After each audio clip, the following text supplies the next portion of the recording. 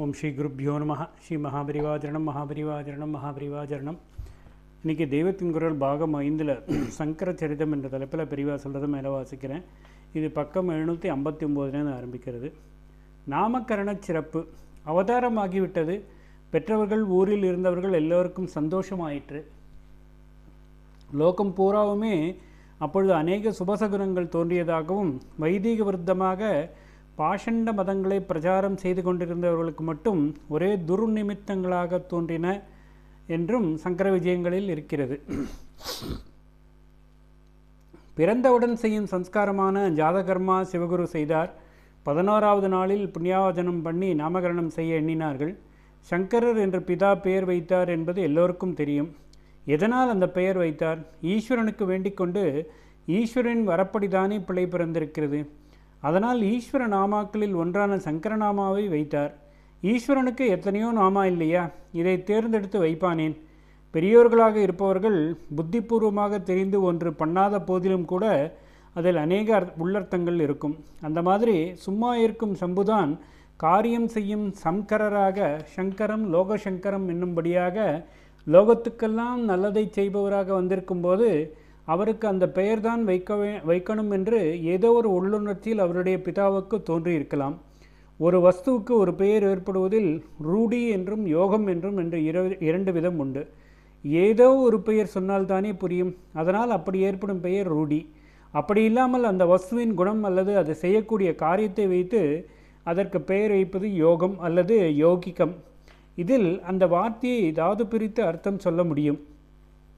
ஒருவருக்கு ஏதாவது ஒரு பெயர் வைத்துத்தானாக வேண்டும் என்பதால் ஏதோ ஒன்றை வைப்பதை ரூடி என்றும் அவருடைய குணக்கர்மங்களை குறிக்கும் விதத்தில் வைப்பதை யோகிகம் என்றும் ஒரு தினசில் சொல்லலாமானால் அப்பொழுது ஆச்சாரியாளுக்கு சங்கரநாமம் ரூடி யோகிகம் இரண்டும் ஆகிவிடுகிறது.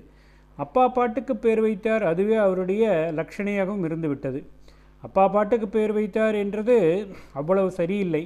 அவரும் ஒரு காரணத்துக்காகத்தான் அப்படி வைத்தார். நல்லதை செய்கிறவர் சங்கரர் என்கிற காரணத்துக்காக அல்ல, வேறே ஒரு காரணத்துக்காக அவதாரம் இன்ன மாதம் இன்ன பட்சம் இன்ன திதி என்று சங்கேதமாக காட்டுவதற்காக பேரில் இன்ன அக்ஷரங்கள் இருக்க வேண்டும் என்று தேர்ந்தெடுத்து வைத்தார். சேர்த்து பார்த்தால் அதுவே சங்கர என்றாகி ஆச்சாரியாளின் யோகிக்கு பெயரும் ஆகிவிட்டது. கடப்பயாதி சங்கியை.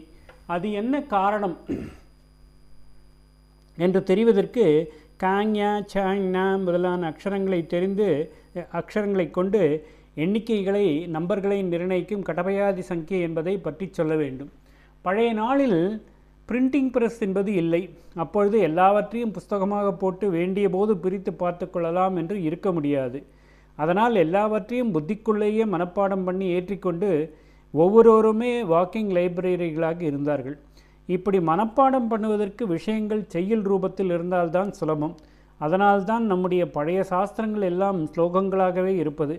பக்தி சாஸ்திரம், ஞானசாஸ்திரம், தர்மசாஸ்திரம், புராணம், இதிகாசம் எதுவானாலும் பொயட்ரி தான், ப்ரோஸே கிடையாது. மற்ற கலைகள், சயின்ஸுகள், கடித சாஸ்திரம், பரத சாஸ்திரம், ரசசாஸ்திரம், வாஸ்து சாஸ்திரம், காமசாஸ்திரம் எதுவாகத்தான் இருக்கட்டும் எல்லாம் ஸ்லோகங்கள் தான்.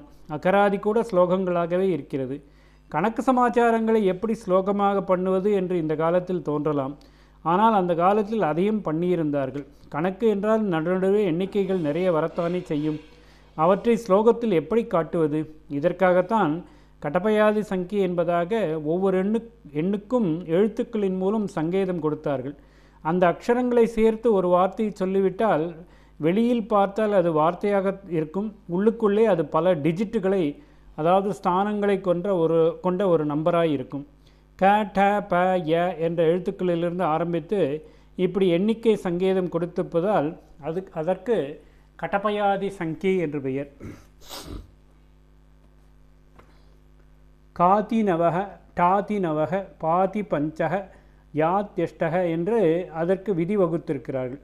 காதி நவ என்றால் காவிலிருந்து ஆரம்பித்து 9 எழுத்துக்கள். சம்ஸ்கிருதத்தில் க க க க என்று க வர்க்கத்திலேயே 4, அப்புறம் ஞ, அதற்கப்புறம் ச, அதிலும் ச ச ஜ ஜ என்று 4. இப்பொழுது கா வரிசையில் கருவிசை 4, ஞ வரிசை 4 ஆகியவற்றை கூட்டினால் 9 ஆகிறது. காதி நவக க முதற்கொண்டு 1 2 என்று அந்த 9 எழுத்துக்களுக்கும் நம்பர் கொடுக்கணும். கா 1, கேஹெச்ஏ 2, கா ஜிஏ 3, ஜிஹெச்ஏ 4, ஞா 5, சிஹெச்ஏ 6, சிஹெச்ஹெச்ஏ 7, ஜேஏ 8, ஜேஹெச்ஏ 9.